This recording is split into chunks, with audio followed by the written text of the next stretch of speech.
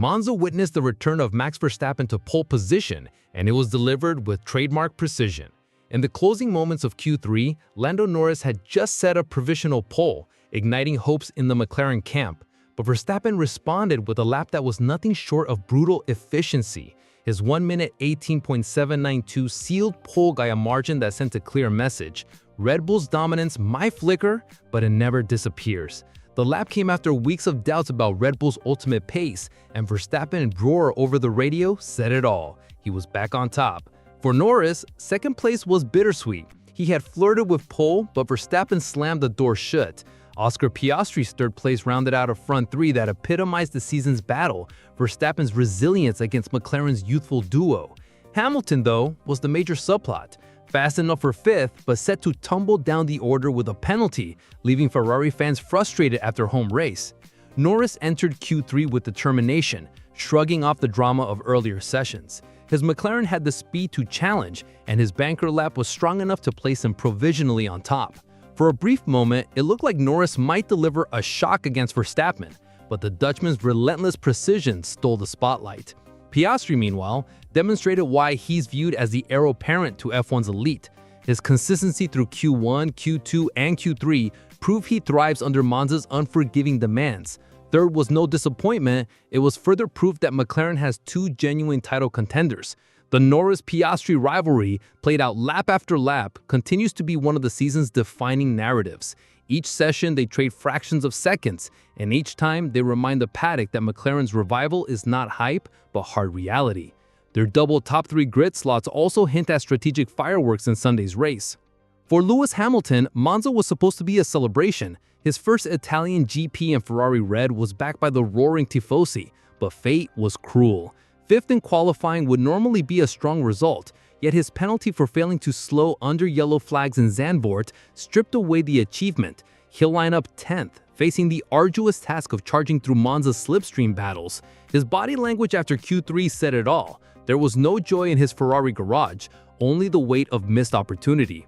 George Russell also had his frustrations. The Mercedes man questioned the team's choice of softs over mediums for his final run, exposing cracks in communication at a critical moment. Russell still delivered a respectable lap, but the dissatisfaction lingered. Together, Hamilton and Russell's narratives paint contrasting pictures, one battling external punishment, the other wrestling with internal doubt. Monza will test both in ways beyond pure speed.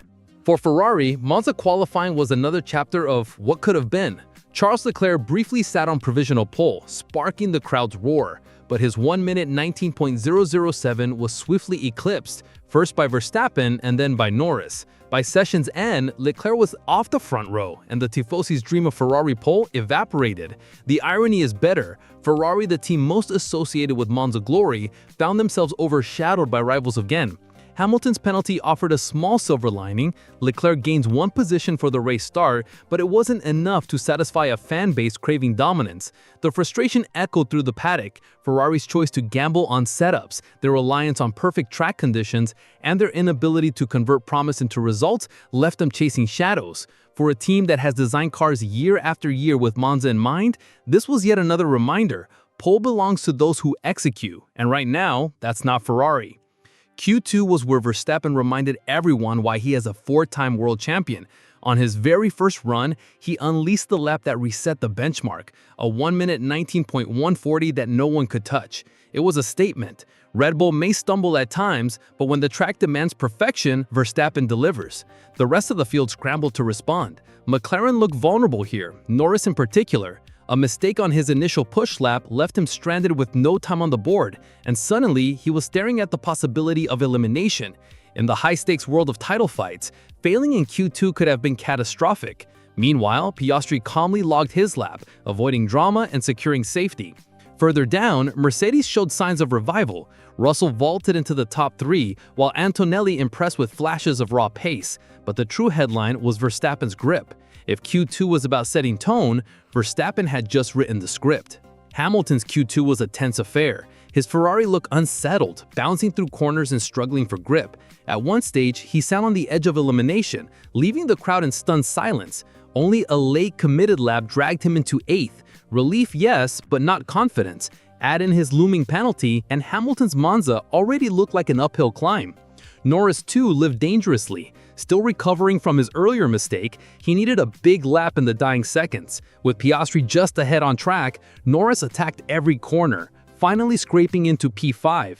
It was survival by the thinnest of margins, but it kept McLaren's title fight intact. Piastri, in contrast, looked calm and composed, avoiding errors and cementing his growing reputation for maturity. The contrast was stark. Norris rattled, Piastri leaned flappable, and through it all, Verstappen watched from the top, untouchable and smiling inside his helmet. Q2 wasn't just about survival, it was about revelations. Mercedes' young gun Antonelli delivered one of the surprises of the session, vaulting near the front and proving he belonged under Monza's spotlight. Russell, though, fast, was audibly frustrated over the radio, complaining about tire choice and strategy. That tension hinted at deeper issues within Mercedes' camp. Elsewhere, the midfield drama unfolded with names like Hülkenberg, Sainz, and Albon all falling short. For Sainz in particular, it was another disappointment in a season already riddled with inconsistency. By the end of the session, the grid was split between giants clinging to form and newcomers pushing hard. But the theme remained clear. Verstappen ruled, Piastri impressed, Norris survived, and Hamilton escaped by a thread. The balance of power was tilting, and Sunday promised to turn those threads into fireworks. Even Q1 set the tone for what was to come. Norris opened with a strong banker lap, briefly holding P1 ahead of Alonso and Leclerc. But as the minutes ticked down, Russell stunned the field by topping the timesheets on mediums, an unusual strategy that briefly reshaped expectations. Bortoleto earned headlines by pushing his Sauber into the top 5, while Ferrari gave their fans fleeting joy as Leclerc surged to the front. Yet surprises abounded. Isaac Hadjar, fresh from his first podium, was shockingly eliminated in Q1 alongside Stroll, Colapinto, Gasly, and Lawson. For a season built on tight margins, this was another reminder, even the rising stars can stumble. By the end of Q1, the big names were safe, but already the session had teased the drama to come. As qualifying concluded, the storylines crystallized. Verstappen back on pole, Norris clinging to title hopes, Piastri proving maturity beyond his years, Hamilton facing heartbreak in Ferrari red, and Monza, fast, unforgiving, and unpredictable, ready to turn Saturday's drama into Sunday's theater.